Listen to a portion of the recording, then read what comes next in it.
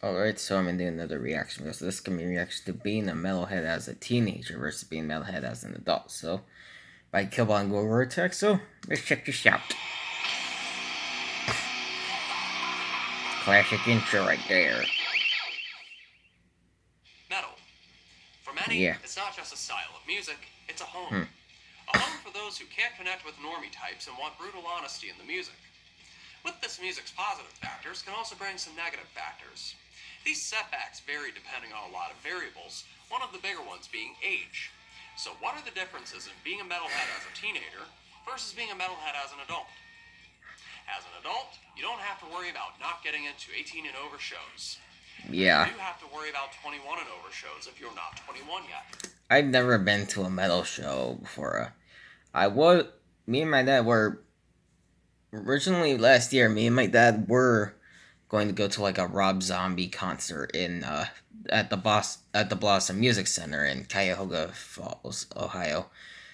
But unfortunately, the tickets were very expensive. They were like $100 each, so that mean my dad would have to spend $200 on tickets, and yeah, so we ended up going. So that would have been my first concert, heck, my first metal concert, because Rob Zombie's music is metal, industrial metal and new metal, basically. So yeah, but I still hope to go to a concert someday, like a rock or metal concert. My favorite metal band currently is X Japan. They're from Japan. They're often considered to be like the best metal band from.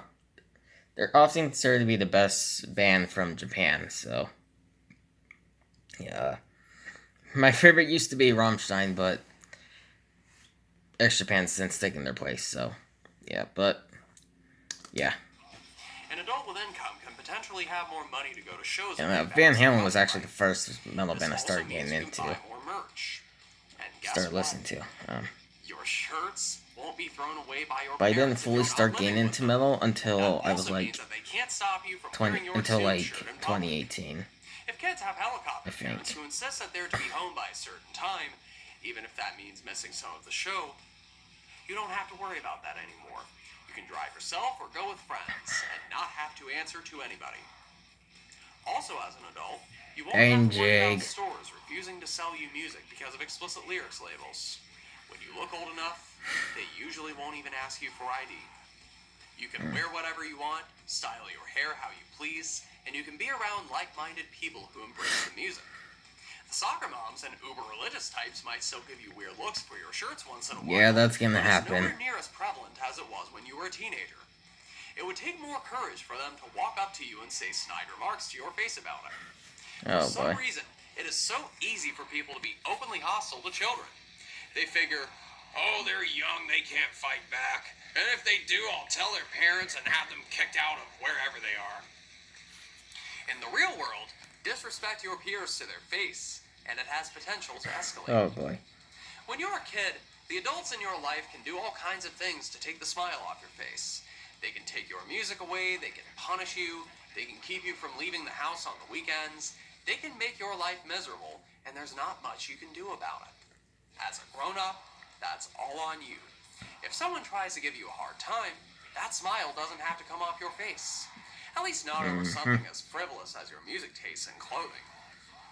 That interaction is limited, and once it's over, you're going to go back to playing some Possessed and being around people who treat you with respect. Possessed.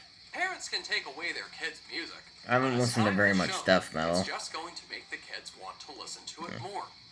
They can talk about how their parents wouldn't let them listen to whatever band was considered bad news in their generation, but sometimes there's just no getting through to people. Once a tighter grip is put on the kids, they're just going to figure out how to hide things better. Yeah. All sorts of stories have gotten thrown around about how teenagers have snuck their metal shirts in their backpacks and then switched shirts after they went to school. Yeah. Stories also exist of kids having to do their own laundry because their parents had problems with their t-shirts and threw them away. The kids learn how to be sneaky. Sure, their parents can run the house like prisons and search backpacks, though they shouldn't be surprised if there's limited contact with their children once they go off to college. Suppressing parts of your personality can manifest in destructive ways. If the kids have to hide a bunch of things about who they are, that could lead to confidence issues. Or they could decide they're tired of hiding their personality one day and just let it all out and be in everybody's face about it. Once you're an adult and you don't have to be around people who shame you for your music or your fashion, the stress of bracing yourself for rude commentary. I've never been shamed for the music I listen to, thankfully. The stress in some families of being taken to church to confess your sins over simply listening to Cannibal Corpse is gone. Obviously, you have to dress appropriately for work, but a lot of people outside of that don't care what you look like. In fact, both being an adult and leaving your small town, if you live in one, can solve many problems that come with being involved in some subcultures. Sometimes, kids grow up with metalheads as parents. They'll even go to shows with them. Metal offers itself as a good bonding opportunity in this My way. parents are metalheads. Then there are some households they where like parents metal. aren't metalheads, but they're still open-minded.